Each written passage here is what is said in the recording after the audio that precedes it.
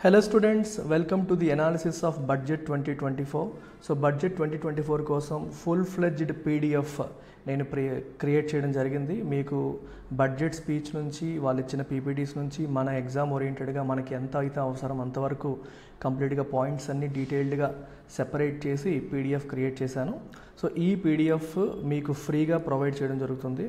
So ఈ PDF కోసం మీరు మన యాప్ డౌన్లోడ్ చేసుకొని యాప్లో ఫ్రీ పీడిఎఫ్స్ అని చెప్పి మీకు ఒక కోర్స్ ఉంటుంది. కోర్స్ పేరే ఫ్రీ పీడిఎఫ్స్. దాంట్లో ఈ బడ్జెట్ రిలేటెడ్ పీడిఎఫ్ కూడా అప్డేట్ చేయడం జరుగుతుంది. సో ఇది ప్రస్తుతానికి ఫస్ట్ వెర్షన్ ఉంది. నేను మోడిఫై చేసేటప్పుడు లేటెస్ట్ వెర్షన్స్ అలా అప్డేట్ అవుతూ ఉంటాయి ఈ వెబ్సైట్లో. మన వెబ్సైట్లోనైనా చూడొచ్చు, లేదా మన యాప్ ఐడియల్గా మన యాప్ డౌన్లోడ్ చేసుకుంటే అందులో ఫ్రీ పీడిఎఫ్స్ కోర్స్లోకి వెళ్తే బడ్జెట్కి సంబంధించి ఫుల్ పీడిఎఫ్ మీకు ఉంటుంది. అలాగే ఎకనామిక్ సర్వేకి సంబంధించిన పీడిఎఫ్ కూడా మనం ఇక్కడ పెట్టడం జరుగుతుంది. ఈ కోర్సులో మీరు అందులోంచి డౌన్లోడ్ చేసుకోవచ్చు. ఓకేనమ్మా? సో బడ్జెట్ 2024కి సంబంధించిన ఫుల్ పీడిఎఫ్ మీకు ఇక్కడ కనిపిస్తుంది. దీంట్లో ఇంకా కొన్ని ఎడిషన్స్, మోడిఫికేషన్స్ కూడా జరుగుతాయి. సో ఒకసారి మీరు ఒక లుక్ వేసేయండి. ఇంట్రొడక్షన్ ఏంటి, బడ్జెట్లో ప్రస్తావించిన 4 కాస్ట్స్, అంటే మన కులాలని కాదు, కేటగిరీస్ అని అర్థం. 4 కాస్ట్స్ ఏంటి, అలాగే 4 థీమ్స్ ఏంటి, 9 ప్రయారిటీస్ ఏంటి, అండ్ ఈచ్ ప్రయారిటీ గురించి కూడా మనం డీటెయిల్డ్గా ఎగ్జామ్ ఓరియంటెడ్గా బడ్జెట్లో చెప్పిన పాయింట్స్ ఏంటి అనేవన్నీ కూడా మనకి ఇంపార్టెంట్ నెంబర్స్తో పాటు మీకు ఈ పీడిఎఫ్లో కనిపిస్తుంది. సో ఈ పీడిఎఫ్ బడ్జెట్ స్పీచ్ని బేస్ చేసుకొని మనం తయారు చేసుకున్నది. ఇది మీకు ఎగ్జామ్కి యాజ్ ఇట్ ఈస్గా మీరు యూజ్ చేసుకోవచ్చు. సో ఈ పీడిఎఫ్ మీకు ఫ్రీగా పెడతాను. As I told you, free PDFs అనే కోర్స్ మన యాప్లో ఉంది. అందులో ఈ పీడిఎఫ్ నేను అప్లోడ్ చేస్తాను, మీరు అందులోంచి డౌన్లోడ్ చేసుకోవచ్చు. At the same time so దీని ఎక్స్ప్లెనేషన్ కూడా మనం ఇప్పుడు స్టార్ట్ చేసేద్దాం. ఎక్స్ప్లెనేషన్లో మనం ఫస్ట్ పార్ట్ వచ్చేసి what is the introduction of this particular budget 2024. So budget 2024లో మనకి ఏం చెప్తారంటే, జనరల్గా ఇంట్రొడక్షన్ పార్ట్లో థీమ్స్ చెప్తారు, ప్రయారిటీ ఏరియాస్ చెప్తారు, ఎవరిపైన ఫోకస్ చేస్తారన్నీ కూడా చెప్తారు. సో అలా మనం గమనిస్తే ఈసారి ప్రయారిటీ ఏరియాస్ ఏంటి, థీమ్స్ ఏంటి అని మనం గమనిస్తే 9 ప్రయారిటీ ఏరియాస్ తీసుకున్నారు. They have taken 9 priority areas and 4 themes, and పీపుల్ని 4 కేటగిరీస్ కింద డివైడ్ చేయడం జరిగింది. So let's look at those 4 categories. ఒకటి గరీబ్, అంటే పూర్ పీపుల్ని ఒక కేటగిరీగా చూస్తున్నారు. దెన్ ఉమెన్ ఇంకొక కేటగిరీ, యూత్ ఇంకొక కేటగిరీ, ఫార్మర్స్ ఇంకొక కేటగిరీ. సో ఇలా 4 కేటగిరీస్ కింద పీపుల్ డివైడ్, అంటే వీళ్ళందరిపైన ఫోకస్ చేయబోతున్నాము అనేది గవర్నమెంట్ యొక్క ఉద్దేశం. At the same time 4 themes పైన కూడా దృష్టి పెట్టారు. ఇక్కడ మీరు గమనిస్తే ఎంప్లాయ్మెంట్ అండ్ స్కిల్లింగ్, ఈ రెండింటికి ఇంపార్టెన్స్ పెరిగింది. ఎందుకంటే లాస్ట్ టైం ఎలక్షన్స్లో కూడా భారతీయ జనతా పార్టీ స్ట్రగుల్ అయింది నిరుద్యోగుల ఫైట్ వల్ల. సో అందుకని ఎంప్లాయ్మెంట్ అండ్ స్కిల్లింగ్కి చాలా ఎక్కువ ప్రయారిటీ ఇవ్వడం అనేది కనిపిస్తుంది మనకి. ఎంప్లాయ్మెంట్, స్కిల్లింగ్, అలాగే ఎంఎస్ఎంఈస్. ఇంతకుముందు ఎక్కువగా కార్పొరేట్ కంపెనీస్కి ఎక్కువగా సపోర్ట్ చేసేవారు, వాళ్ళకు అనుకూలమైన పాలసీస్ తీసుకొచ్చేవారు. బట్ ఈసారి ఫోకస్ అనేది ఎక్కువగా ఎంఎస్ఎంఈస్ పైకి వచ్చింది. అండ్ మిడిల్ క్లాసెస్ గురించి కూడా దృష్టి పెట్టడం జరుగుతుంది. సో 4 థీమ్స్ ఏంటంటే employment, skilling, MSMEs and middle classes. 9 priority areas. ఏ ఏరియాస్ పైన ప్రయారిటీ ఇస్తున్నారంటే 9 ఏరియాస్ ఉన్నాయి. ప్రొడక్టివిటీ అండ్ రెసిలియన్స్ ఇన్ అగ్రికల్చర్కి సంబంధించింది ఒకటి, employment and skilling, inclusive human resource development and social justice ఇంకొక category priority, manufacturing and services ఒకటి, అర్బన్ డెవలప్మెంట్ ఒకటి, ఎనర్జీ సెక్యూరిటీ ఒకటి, ఇన్ఫ్రాస్ట్రక్చర్ ఒకటి, innovation, research and development, next generation reforms.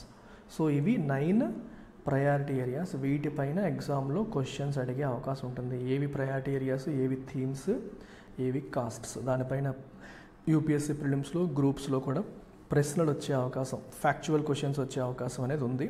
So keep this in mind. So priority 1 చూద్దాం. So priority 1 ఏంటమ్మా?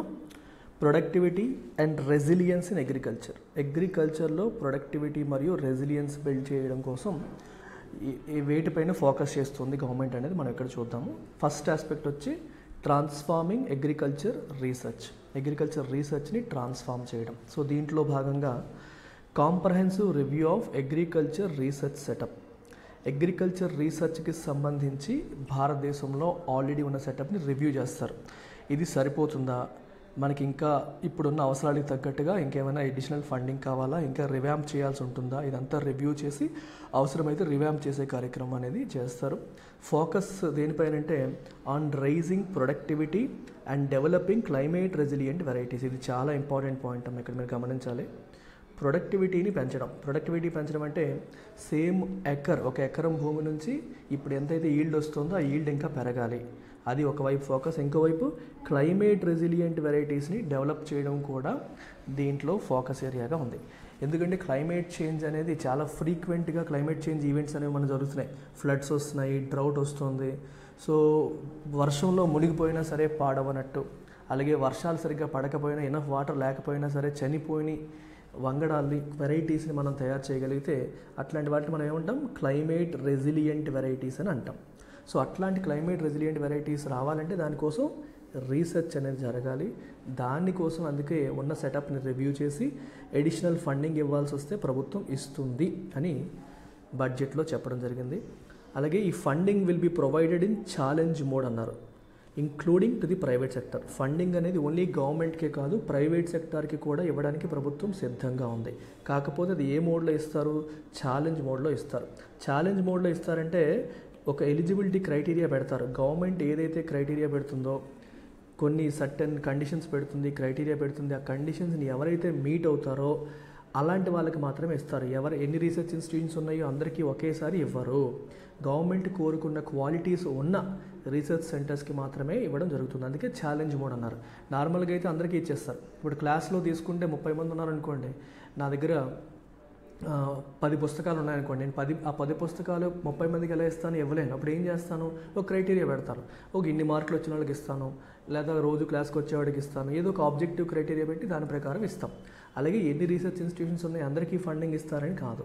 So government పెట్టిన objective criteria ఎవరు meet అవుతారో వాళ్ళకి ఈ ఫండింగ్ అనేది లభిస్తుంది అని గవర్నమెంట్ చెప్తోంది. Domain experts from both government and private sectors to overseas research. ఈ రీసెర్చ్ మనం ఫండింగ్, ప్రభుత్వం ఫండింగ్ ఇస్తుంది, రీసెర్చ్ చేయిస్తుంది. మరి అది ఎలా జరుగుతుందో ఓవర్సీ చేయాలి కదా, పర్యవేక్షణ జరగాలి కదా. దానికోసం గవర్నమెంట్ మరియు ప్రైవేట్ సెక్టర్స్ నుంచి డొమైన్ ఎక్స్పర్ట్స్ని కూడా పెట్టడం అనేది జరుగుతుంది అని చెప్తున్నారు. Next, release of new varieties. Introduction of 109 high yielding and climate resilient varieties of 32 field and horticulture crops for farmers. So 109 high yielding అంటే ఎక్కువ దిగుబడినిచ్చేవి మరియు క్లైమేట్ రెసిలియంట్ వెరైటీస్ రాబోతున్నాయి. అవి అందులో 32 field and horticulture crops. Horticulture అంటే మనకి vegetables, fruits, వీటికి సంబంధించిన హార్టికల్చర్ అంటాము. And 32 field crops. సో ఇవి కూడా ఈ ఇయర్ రాబోతున్నాయని కూడా గవర్నమెంట్ చెప్తోంది. Next, there is separate focus for natural farming. Natural farming మీద కూడా సెపరేట్ ఫోకస్ ఉంది. సో దీనికోసం మీరు చూస్తే initiation of 1 crore farmers into natural farming with in 2 years. Next 2 సంవత్సరాల్లో 1 కోటి మంది ఫార్మర్స్ని న్యాచురల్ ఫార్మింగ్లోకి తీసుకురావాలనేది టార్గెట్గా పెట్టుకున్నారు. న్యాచురల్ ఫార్మింగ్లోకి తీసుకురావాలని టార్గెట్గా పెట్టుకోవడం అనేది జరిగింది. అండ్ ఇది కూడా సర్టిఫికేషను, బ్రాండింగ్ సపోర్ట్ కూడా ఇస్తారు. అంటే న్యాచురల్ ఫార్మింగ్లోకి తీసుకొచ్చేయడమే కాదు, న్యాచురల్ ఫార్మింగ్ ద్వారా వాళ్ళు ప్రొడ్యూస్ చేసిన ప్రొడక్ట్స్ ఏవైతే ఉన్నాయో ఆ ప్రొడక్ట్స్కి బ్రాండింగ్ వస్తుంది, సర్టిఫికేషన్ వస్తుంది.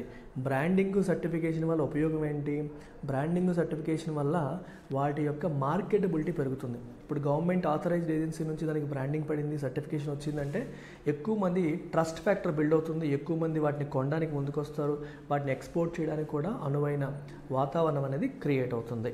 సో దీనికోసం 10,000 బయో ఇన్పుట్ రీసెర్చ్ సెంటర్స్ని కూడా ఎస్టాబ్లిష్ చేయబోతున్నారు. 10,000 బయో ఇన్పుట్ రిసోర్స్ సెంటర్స్ని ఎస్టాబ్లిష్ చేస్తారు. సో ఇక్కడ చూడండి, బయో ఇన్పుట్ అంటే అర్థం ఏంటి?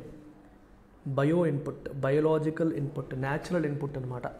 ఈ రిసోర్స్ అంటే ఇక్కడ దొరుకుతాయి మనకి, దీనికి కావాల్సిన ఇన్పుట్స్, ఈ న్యాచురల్ ఫార్మింగ్కి అవసరమైన ఇన్పుట్స్ మనకి ఎక్కడ దొరుకుతాయి. అట్లాంటివి 10,000 ఎస్టాబ్లిష్ చేయబోతున్నారు as part of this natural farming. Next వచ్చేసి pulses and oil seeds. Pulses and oil seeds కోసం సెపరేట్ మిషన్స్ బిల్డ్ అవుతున్నాయి. సో ఏంటది అంటే production, storage and marketing. Pulses మరియు ఆయిల్ సీడ్స్ యొక్క ప్రొడక్షన్ ఎన్హాన్స్ అవ్వడానికి, స్టోరేజ్ ఫెసిలిటీస్ ఎన్హాన్స్ చేయడానికి, వాటి మార్కెటింగ్ని ఇంప్రూవ్ చేయడం కోసం కూడా సెపరేట్ మిషన్స్ గవర్నమెంట్ నుంచి వస్తుంది. మిషన్స్ అంటే ఒక ప్రోగ్రామ్స్ అన్నట్టు, they are coming out with separate programmes. So strategy to achieve self sufficiency in oil seeds, mustard, groundnut, sesame and soybean మరియు సన్ఫ్లవర్. వీటిల్లో భారతదేశంలో ప్రొడక్షన్ చాలా ఎక్కువ అవుతుంది, కాకపోతే కన్జంప్షన్ కూడా ఎక్కువ. ప్రొడక్షన్ కంటే కన్జంప్షన్ ఎక్కువగా ఉండడం వల్ల ఏమవుతుందంటే మనకి మళ్ళీ విదేశాల మీద మనం ఆధారపడాల్సిన పరిస్థితి వస్తుంది. విదేశాల మీద ఆధారపడే పరిస్థితి అనేది వస్తుంది. సో ఆ విదేశాల మీద ఆధారపడే పరిస్థితి రాకుండా ఉండాలి అంటే మనం సెల్ఫ్ సఫిషియన్సీ అచీవ్ చేయాలి. దేంట్లో? మస్టర్డ్, గ్రౌండ్నట్, సిసామే, అలాగే సోయాబీన్, సన్ఫ్లవర్. సో దానికోసం government is coming out with a strategy. Full details budget స్పీచ్లో మెన్షన్ చేయలేదు. సో రానున్న రోజులు వచ్చినప్పుడు మనం ఇన్కార్పొరేట్ చేయొచ్చు. అలాగే vegetable production and supply chains, development of large scale clusters for vegetable production near major consumption centres. ఎక్కడైతే వాటికి కన్జంప్షన్ ఎక్కువ జరుగుతుందో అక్కడ లార్జ్ స్కేల్ క్లస్టర్స్, క్లస్టర్ అంటే ఒక పెద్ద గ్రూప్ అన్నట్టు అనమాట. అంటే డిఫరెంట్ థింగ్స్ ఒకే చోట మనం అరేంజ్ చేస్తే దానికి క్లస్టర్ అంటాం. ఇండస్ట్రియల్ క్లస్టర్ అన్నారు అనుకోండి, డిఫరెంట్ ఇండస్ట్రీస్ అన్నీ కూడా అక్కడే మనకి ఒకే చోట ఉంటాయి అలాంటివి. అలాగే వెజిటబుల్ ప్రొడక్షన్కి కూడా లార్జ్ స్కేల్ క్లస్టర్స్ని బిల్డ్ చేస్తారు. ఎందుకు? ఎక్కడ కన్జంప్షన్ ఎక్కువ ఉందో అక్కడ. అది plan. Promotion of farmer producer organisations, FPOs అంటాం. ఈ farmer producer organisations, cooperatives, startups ఇట్లాంటివన్నీ ప్రమోట్ చేసి for vegetable supply chains including collection, storage and marketing. ఇప్పుడు ఏమవుతుందంటే మనకి ఒక సింగిల్ ఫార్మరు బెండకాయలో లేదా ఉల్లిపాయలో ఏదో ప్రొడ్యూస్ చేస్తున్నాడు అనుకోండి, తను ఆ ప్రొడ్యూస్ చేసిన కొద్దిపాటి వెజిటబుల్స్ని మార్కెట్ చేయడానికి కావచ్చు, స్టోర్ చేయడానికి కావచ్చు, తను ఇబ్బంది పడతాడు. తన దగ్గర అంత ఫండ్స్ ఉండవు. అలా కాకుండా ఫార్మర్ ప్రొడ్యూసర్ ఆర్గనైజేషన్స్ బిల్డ్ అయ్యి అనుకోండి, డిఫరెంట్ ఫార్మర్స్ అందరూ కలిపి ఒక ఆర్గనైజేషన్ ఫామ్ చేసుకున్నారనుకోండి, ఒక్కొక్కరు పండించిన పంట అంతా కలిపేస్తారు. కలిపేసి మొత్తం కలిపి స్టోరేజ్ మాట్లాడతారు, మొత్తం కలిపి మార్కెటింగ్ మాట్లాడతారు, మొత్తం కలిపి కలెక్షన్ ఒకేసారి కలెక్ట్ చేసుకుంటారు. దానివల్ల ఏంటంటే మనకి ఎకానమీస్ ఆఫ్ స్కేల్ వస్తుంది. అలాగే నెగోషియేటింగ్ పవర్ పెరుగుతుంది. అంటే వేరే వాళ్ళతో నెగోషియేట్ చేసేటప్పుడు కూడా బలం వస్తుంది. ఒక్కడ మాట్లాడేది వేరు, 50 మంది కలిసి ఒక గ్రూప్గా ఉంటే మాట్లాడేది వేరు. సో ఈ రకంగా వాటిని ఎక్కువగా ప్రమోట్ చేయబోతున్నారని కూడా మనకి ఇక్కడ చెప్పడం జరుగుతుంది. అలాగే డిజిటల్ పబ్లిక్ ఇన్ఫ్రాస్ట్రక్చర్ ఫర్ అగ్రికల్చర్లో కూడా డిజిటల్ పబ్లిక్ ఇన్ఫ్రాస్ట్రక్చర్ని ఎక్కువగా గవర్నమెంట్ ఎంకరేజ్ చేయబోతుంది అంటున్నాం. ఇన్ఫ్రాస్ట్రక్చర్ అంటే ఏంటమ్మా? మనకి రోడ్లు, బిల్డింగ్లు, పవర్ లైన్స్ ఇవన్నీ రెగ్యులర్ ఇన్ఫ్రాస్ట్రక్చర్. కానీ డిజిటల్ ఇన్ఫ్రాస్ట్రక్చర్ అంటే అర్థం ఏంటి? ఇప్పుడు ఆధార్ కార్డు, యూపీఐ మనం రోజు ఫోన్పే, గూగుల్ పే ద్వారా చేస్తున్నాం కదా, మరి దాని వెనకాల నెట్వర్క్ ఏంటి? యూపీఐ కదా, యూనిఫైడ్ పేమెంట్ ఇంటర్ఫేస్ అంటాం కదా. మరి ఇది ఎవరు డెవలప్ చేశారు? ఎన్పిసిఐ డెవలప్ చేసింది. మరి గవర్నమెంట్ ఆర్గనైజేషనే కదా. ఇట్లాంటి దాన్ని ఏమంటాం మనం? డిజిటల్ పబ్లిక్ ఇన్ఫ్రాస్ట్రక్చర్ అని అంటాం. అలాగే ఈకేవైసీ, ఆధార్ ఈకేవైసీ అని మనం చూస్తున్నాం. ఆధార్ ద్వారా అథెంటికేషన్ ఆన్లైన్లో జరిగిపోతుంది. ఇవన్నీ కూడా మనకి డిజిటల్ ఇన్ఫ్రా. ఈ ఆధార్ మీరు ఉంటారు కదా, మీరు మీ ఆధార్ కార్డు ఆన్లైన్ ఫామ్లో కూడా మనకు అందుబాటులో ఉంది. దాన్ని యూజ్ చేసుకొని మనం కేవైసీ కూడా అథెంటికేషన్ కూడా చేసుకోవచ్చు. ఇట్లాంటి వాటన్నిటిని కూడా డిజిటల్ ఇన్ఫ్రా అంటారు. అది గవర్నమెంట్ మన కోసం ఫ్రీగా చేస్తే అది డిజిటల్ పబ్లిక్ ఇన్ఫ్రాస్ట్రక్చర్ అవుతుంది. ఓకే, డిజిటల్ పబ్లిక్ ఇన్ఫ్రాస్ట్రక్చర్ అనేది అవుతుంది. సో ఈ డిజిటల్ పబ్లిక్ ఇన్ఫ్రాస్ట్రక్చర్ ఏదైతే ఉందో అది అగ్రికల్చర్లో కూడా దాన్ని తీసుకొచ్చే ప్రయత్నం చేయడం. అంటే అగ్రికల్చర్కి సంబంధించిన డిజిటల్ పబ్లిక్ ఇన్ఫ్రాస్ట్రక్చర్ అంటే అర్థం ఏంటి? అంటే ఇప్పుడు రైతులందరి డీటెయిల్స్ అన్నీ కూడా ఆన్లైన్లో రికార్డ్స్ మెయింటైన్ చేయడం కావచ్చు, లేకపోతే రైతులు వాళ్ళు పండించిన పంటని ఆన్లైన్లో అమ్మే అవకాశం. నేషనల్, మీరు ఈ నామ్ వినుంటారు కదా, నేషనల్ మార్కెట్ ప్లేస్.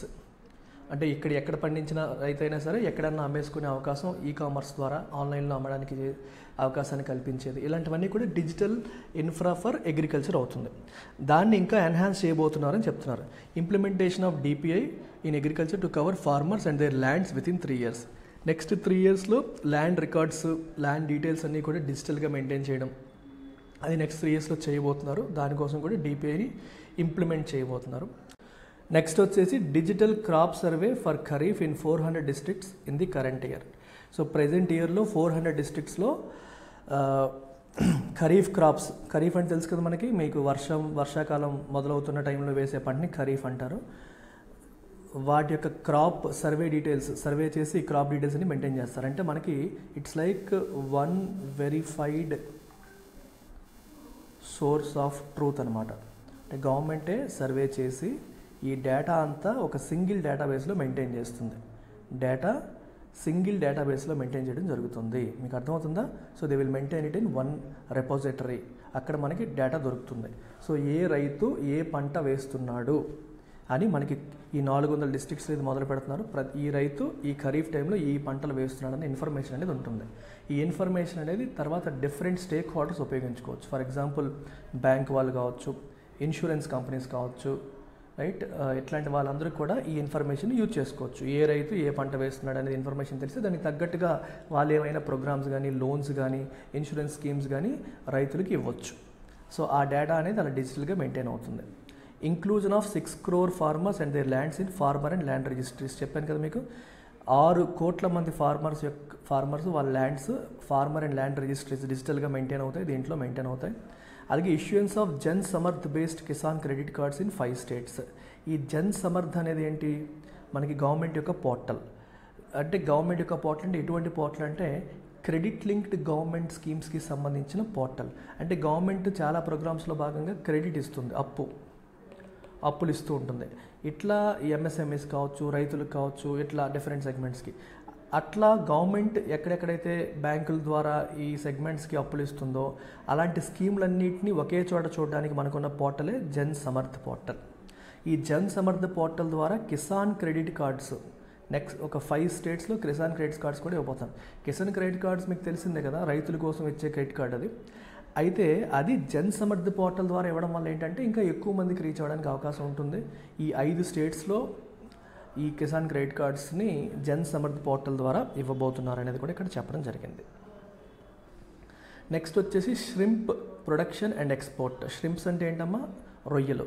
ఈ రొయ్యల ప్రొడక్షన్ ఎక్స్పోర్ట్ని ఎంకరేజ్ చేయడం కోసం న్యూక్లియస్ బ్రీడింగ్ సెంటర్స్ని ప్రవేశపెట్టడానికి అవసరమైన ఫైనాన్షియల్ సపోర్ట్ అనేది ఇస్తున్నారు. బ్రీడింగ్ సెంటర్ అంటే అర్థం అంటే కొత్తవి అంటే జబ్బులు రానివి మంచి క్వాలిటీ రొయ్యల్ని బ్రీడ్ చేస్తారు. దానికోసం ఈ బ్రూడ్ స్టాక్స్ అంటే బ్రీడింగ్ ఉపయోగించే ఫిమేల్ రిప్రొడక్టివ్ స్టాక్ని మనం బ్రూడ్ స్టాక్ అంటాం. వాటిని ఉపయోగించి ఈ బ్రీడింగ్ సెంటర్స్ అనేవి సెటప్ చేయబోతున్నారు అని చెప్పి అన్నారు. దానికోసం నాబార్డ్ని ఉపయోగించి దానికి అవసరమైన ఫినాన్సింగ్ అంతా కూడా ప్రాసెసింగ్ కోసం, ఫార్మింగ్ కోసం, ఎక్స్పోర్ట్ కోసం అవసరమైన ఫినాన్స్ నాబార్డ్ ద్వారా అందించబోతున్నారు. అలాగే there is something called national cooperation policy. So national cooperation policy ఏంటంటే ఇది కోఆపరేటివ్ సెక్టర్ని డెవలప్ చేయడం కోసం ఒక కాంప్రహెన్సివ్ నేషనల్ కోఆపరేషన్ పాలసీ తీసుకొస్తున్నారు. కోఆపరేటివ్ సెక్టర్ మీకు తెలుసు కదా, Amul is a classic example of cooperative sector.